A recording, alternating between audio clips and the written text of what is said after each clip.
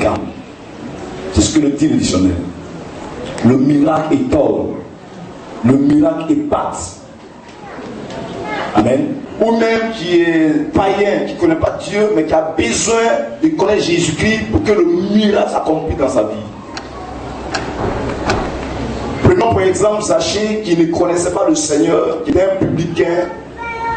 Et à un moment donné de sa vie, il s'est dit une chose: j'ai tous les biens dans ce monde, de ce monde, mais il me faut quelque chose, il me faut une personne. Et c'est comme ça, ayant entendu parler de Jésus-Christ, il va aller vers lui. Et un miracle va se produire dans la vie de Zachée. Zachée va donner sa vie à Jésus. Maintenant, quand il vient à l'église, il faut que Zachée soit un homme de prière. Il faut que Zachée arrive à méditer la parole de Dieu. Il faut que Zachée arrive à jeûner. Il faut que les dons spirituels accompagnent Zachée. Donc, vous voyez, le côté spirituel intéresse le Seigneur dans la vie d'une personne. Un homme qui est créé à l'image de Dieu. La vie spirituelle, parce que la Bible dit que tout est une vie doit adorer le Seigneur. Alléluia. Alléluia. Donc c'est déjà un miracle. Le fait que tu sois parmi nous ce matin, c'est un miracle. Accepter Jésus, c'est un miracle. Parce que ce n'est pas donné à tout le monde. La preuve, beaucoup sont encore ce matin dans les rues, même dans les maquis, sont en train de boire, sont en train de manger, même sont sur un terrain de football en train de jouer. Mais toi, tu es venu à l'église pour écouter la parole de Dieu. C'est déjà un miracle. Alléluia. Alléluia. C'est déjà un miracle. Maintenant, il faut que cela soit de façon élevée devant le Seigneur. Quand je parlais tout à l'heure de la vie des prières, aujourd'hui, par exemple, nous sommes à l'église, mais peu ont vie de prière. Peu. Il y en a qui ne peuvent même pas faire 30 minutes de prière. 30 minutes, c'est trop. 10 minutes, tu ne peux même pas faire 10 minutes de prière. N'est-ce pas? N'est-ce pas? Qui ne peut pas faire 10 minutes de prière ici? Sois sérieux, sois gentil. Merci gentil. Que Dieu te bénisse. Que Dieu te bénisse, ma soeur. Tu ne peux pas faire 10 minutes, c'est limité.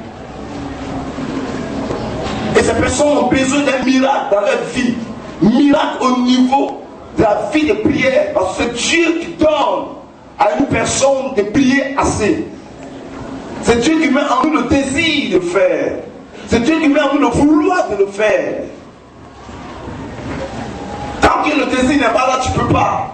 Regardez la femme, elle dit, si je peux toucher son vêtement, il serait guéri. D'abord, il y a la volonté de la femme qui se présente. Mais elle veut être guérie, donc un désir se présente en elle d'être guérie. Donc vous voyez un peu que si tu n'as pas le désir, si le désir n'est pas manifeste en toi, il te sera difficile de passer un temps devant Dieu. Amen. Amen. Amen. Je prends un exemple. Par exemple, je suis fatigué toute la semaine, j'ai un autre travail, et je vois que ma vie spirituelle est en train d'être ingringolée. Vous voyez un peu, il y a une chute libre. Je me dis quoi? Il me dit, aujourd'hui, il faut que je m'enferme. Aujourd'hui, je ne dois pas sortir. Je reste dans la chambre et je dois parler à Dieu. Et lorsque cela est manifeste, lorsque cela est fait, Dieu vient et il arrose ta vie spirituelle. Il fait de toi un homme et une femme de prier au nom de Jésus-Christ Nazareth. Alléluia. Alléluia. Je peux prendre par exemple Anne. Anne a manifesté la volonté. Lorsque son mari s'est présenté à elle, et son mari lui a dit, mais Anne, pourquoi te plains-tu de ta situation? Parce que moi j'ai déjà tout. J'ai déjà tout arrangé pour toi. Elle dit, non, non, je ne suis pas satisfait de ma vie. Il faut que je parte devant le Seigneur pour que Dieu réponde à ma prière. Et que Dieu résout mon problème. C'est vrai que j'ai tout ce dont l'homme a besoin pour manger, pour vivre. Mais je n'ai pas d'enfant et ça me préoccupe. Anne allait devant le Seigneur. Vous voyez, donc c'est Dieu qui produit en nous, comme la Bible dit, Dieu produit en nous le vouloir et le faire. Le vouloir et le faire vient de Dieu. Donc, vous voyez, le côté spirituel intéresse beaucoup le Seigneur au niveau de la vie des hommes. Et deuxièmement, ce qui intéresse le Seigneur dans la vie des hommes, le côté social. Amen. Le côté social intéresse notre Père, notre Dieu. Quand je parle du côté social, il est question de ta personne, il est question de ta vie, la vie que tu mènes. Vous voyez, la société dans laquelle tu te trouves, vous voyez un peu. Comment tu vis? comment tu dors, comment tu manges. Et ça intéresse le Seigneur Jésus-Christ Nazareth. Quand on parle du côté social, je peux prendre pour exemple, quelqu'un qui ne travaille pas. Le frère, par exemple, ne travaille pas. Vous voyez un peu, le frère n'avait pas de travail. Mais en venant à l'église, Dieu sait qu'il n'a pas de travail. Il faut que Dieu se manifeste dans sa vie. Alléluia. Et qu'au niveau social, il se retrouve. Donc Dieu lui donne du travail. Dieu accomplit un miracle dans sa vie. Alléluia. Alléluia. Il y a ça. Il y a aussi le côté où la personne n'est pas mariée. On allait parler du célibat. Vous voyez, mais c'est des choses qui ne sont pas agréables. Une femme qui n'est pas mariée, ou bien une femme qui n'a pas d'enfant, regardez un peu comment elle se sent. Elle des mamans, n'est-ce pas? N'est-ce pas? Mais ça intéresse le Seigneur Jésus-Christ de Nazareth.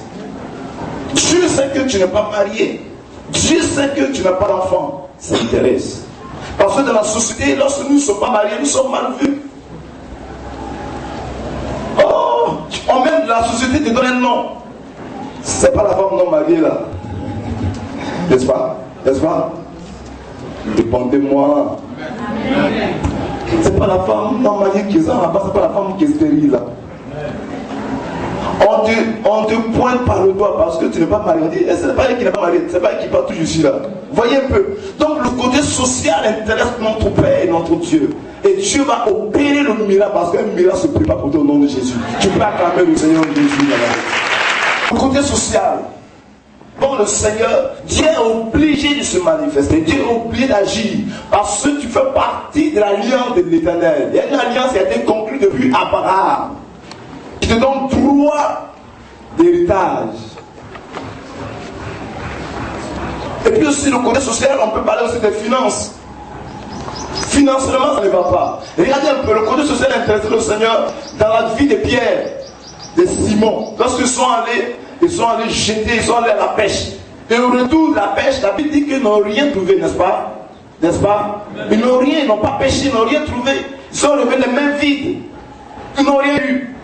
Un homme qui va à la pêche, qui vient les mains vides, les bras ballants, qu'est-ce que ses amants ont mangé?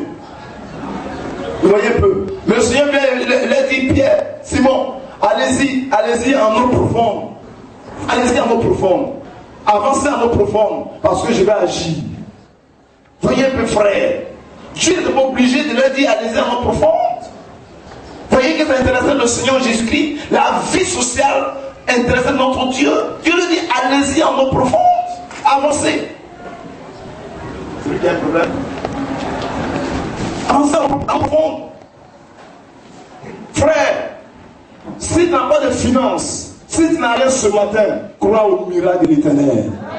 Crois au miracle de Jésus de Nazareth.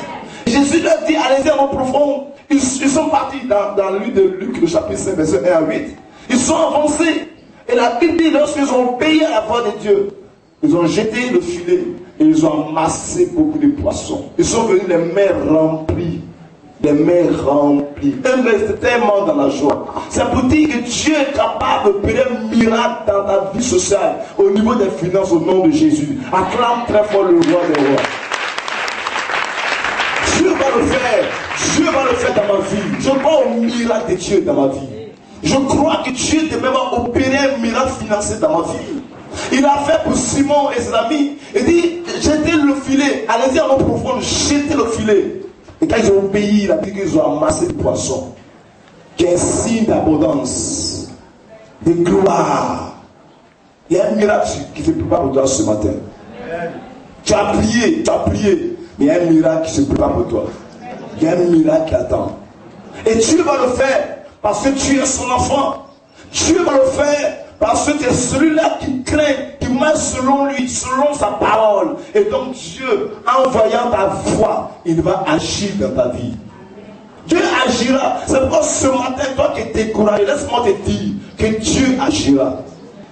Dieu va se manifester parce que tu fais partie de ses enfants.